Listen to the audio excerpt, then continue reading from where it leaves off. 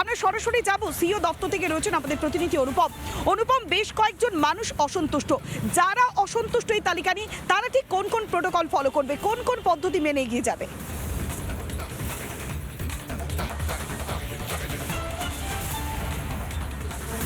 দেখো, গতকালই special roll observer Subrata গুপ্ত তিনি আমাদেরকে জানিয়েছেন যে যাদের নাম বাদ যাচ্ছে বা যাদেরকে হিয়ারিংয়ে ডাকা হচ্ছে, চিন্তার কোনো কারণ নেই। যদি নির্দিষ্ট ডকুমেন্টস যেটা কমিশনের তরফে নির্ধারিত করে দেওয়া হয়েছে সেই ডকুমেন্টস নিয়ে তারা যান এবং কমিশনের যারা দায়িত্বে রয়েছেন, জেলা নির্বাচনী আধিকারিক হিসাবে যারা কাজ করছেন, ইআরও, এইআরও এবং সর্বশেষ ডিই অর্থাৎ ডিস্ট্রিক্ট ইলেকট্রাল অফিসার, তাদেরকে যদি সেই ডকুমেন্টস তারা দেখান এবং কমিশনের যে গাইডলাইন রয়েছে সেই গাইডলাইন মেনে যদি দেখা যায় সেই ভোটার বৈধ বা সেই ভোটারের কানেকশান পাওয়া যাচ্ছে, সেক্ষেত্রে চিন্তার কোনো কারণ নেই। এবং যাদেরকে হিয়ারিংয়ে ডাকা হচ্ছে, আমরা বারবার করে বলছি, 30 থেকে 33 লক্ষ নাম, এরপরে 1,36,00,000 নাম যাদেরকে এই মুহূর্তে কমিশন তারা নিজস্ব র্যাডারের মধ্যে রেখে দিয়েছে।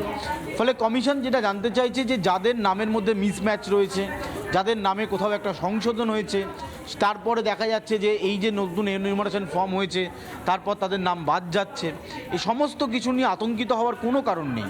কমিশন একেবারে নির্দিষ্ট বলছে যারা বৈধ, একজন বৈধ ভোটারের নামও কিন্তু বাদ যাবে না। কিন্তু অবৈধ ভোটার দীর্ঘদিন ধরে অবৈধভাবে পশ্চিমবঙ্গে রয়েছেন, বিভিন্নভাবে ভোটার কার্ড বানিয়েছেন, ভোট দিয়েছেন বিভিন্ন বিধানসভা, লোকসভা, বিভিন্ন লোকাল বডি ইলেকশানে, তারা কোনোভাবেই এই যে নতুন যে এসআইআর প্রক্রিয়া চলল তাতে তাদের নাম থাকার সম্ভাবনাই নেই। এখন এই 58,20,898 জনের নাম বাদ গেল। প্রশ্ন হচ্ছে এরপরে আর কত নাম বাদ যাবে? যাদেরকে হিয়ারিংয়ে ডাকছে সেখান থেকে কিছু নাম বাদ যাবে কিনা, বা 1,36,00,000 যাদেরকে এই মুহূর্তে কমিশন নজরদারির মধ্যে রেখেছে তাদের মধ্যে নাম বাদ যাবে কিনা, এটা সবটাই সময় সাপেক্ষ। এটা একদম প্রথম ধাপ বলা চলে।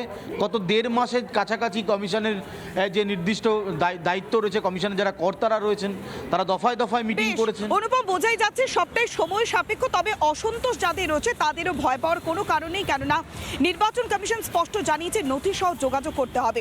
তবে যখন তালিকা প্রকাশিত হয়েছে যাদের নাম নেই, সেই তালিকা যখনই সামনে এসেছে তখন গোটা বাংলা জুড়ে আলোড়ন পড়ে গিয়েছে। নানা ধরনের কন্টেন্ট দেখার জন্য লাইক করুন, শেয়ার করুন আমাদের ফেসবুক পেজ, সাবস্ক্রাইব করুন আমাদের ইউটিউব চ্যানেল। পাশাপাশি অন্যান্য ব্রেকিং নিউজের জন্য অবশ্যই চোখ রাখুন রিপাবলিক বাংলায়।